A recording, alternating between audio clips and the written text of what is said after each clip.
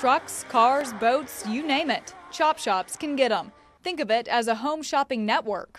If you need like a certain car or whatnot, it's the people that get it for you, get what you want. There's going to be a definite number out there of vehicles that, get reported stolen and are just never found again, and it's because of these chop shops. Police say thieves are hooking up cars to homemade wreckers and taking off, only to rip them apart before police can track them down. If you got like a torch and the right tools, probably less than an hour. They can take a whole car apart in an hour? That's fast. Police arrested Patrick and Clifton Robinson last year for hauling off boats. They say one was stolen from Sandra Cumanis's front yard. A few days later, we heard that the boat had been located, but it had been completely stripped. Now police are on the hunt for those involved in an operation that could be even bigger.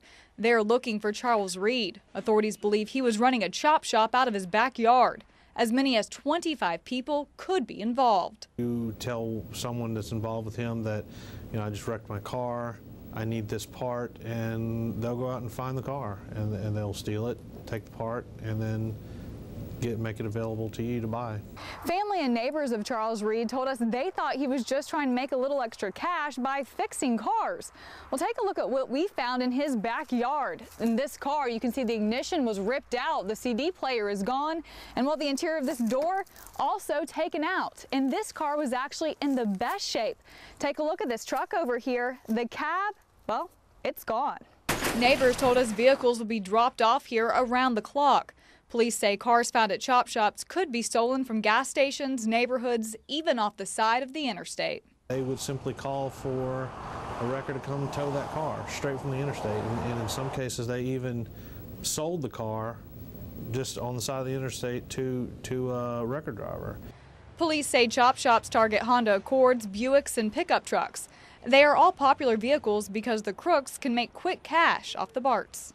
Oh yeah, that's going on all the time, a good price, hell, you can't beat it. There's always a buyer who doesn't care where the parts came from.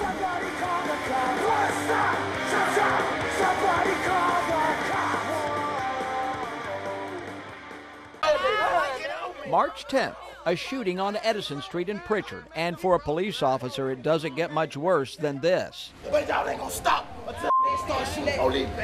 Eventually, with a show of force and a promise to make an arrest, Pritchard police were able to ease the tension. And today, they made good on that promise. Taekwon, do they have the right guy?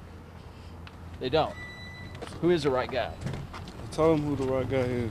Today, police arrested 18-year-old Taekwon Robinson and charged him with the murder of 30-year-old Robert Savage, the man police found dead in the street that night.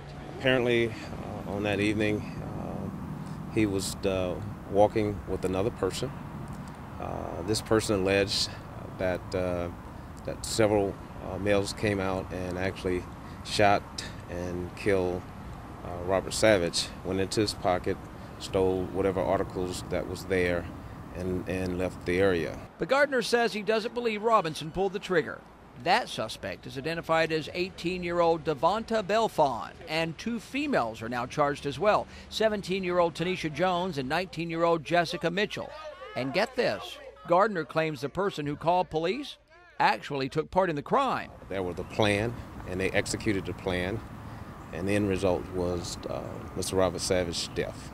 Gardner says he hopes this latest arrest will curb any more grand plans by teens in his city. In Pritchard, Darwin Singleton, Local 15 News. These students are learning at an early age why it's so important to never forget. Members of the Flag Corps from Burns Middle got an early start to this Memorial Day by raising the American flag at Mobile's Memorial Gardens. Thurman Rowland, a member of the U.S. Marine Corps, attended today's ceremony to honor the memory of his nephew, Glenn Sullivan. He and his grandfather were shot and killed during a home invasion and robbery last summer. The 13-year-old loved the American flag and helped start this Flag Corps at Burns. This is something that Burns have started, and they continue to do it, so I support them and continue to raise the flag. The students purchased 100 flags and placed them on headstones of military soldiers to honor them on this day. Another solemn ceremony today, this one at Mobile's National Cemetery. Many veterans who fought for our country spoke out during today's ceremony, reminding us that Memorial Day is not a day for celebration. It's a day for solemn remembrance. We work hard to build and to preserve the memory. People need to understand that a lot of people have given their lives for this country.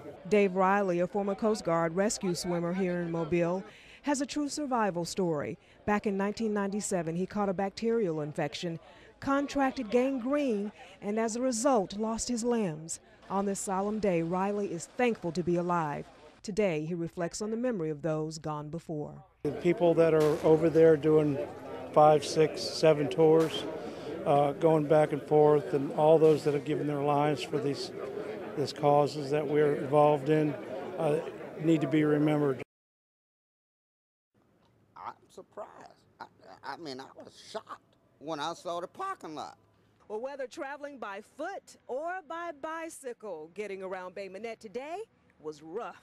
This Piggly Wiggly shopping center was shut down most of the day due to the high floodwaters. When I got here, that water was on top of this, and they were still sweeping out with a sponge. 16-year-old Kenyon Moore never thought the high water would stop him from running a very important errand. I was going over there to the stereo shop to get my speakers hooked up. I guess it wasn't really urgent. I just wanted to see what my little truck could do. And as you can see, it didn't do much. Kenyon's pickup was no match for this type of flooding. Folks in this red 4x4 managed to pull him to safety. Well, walking around in this water, Isidro Hernandez said no way.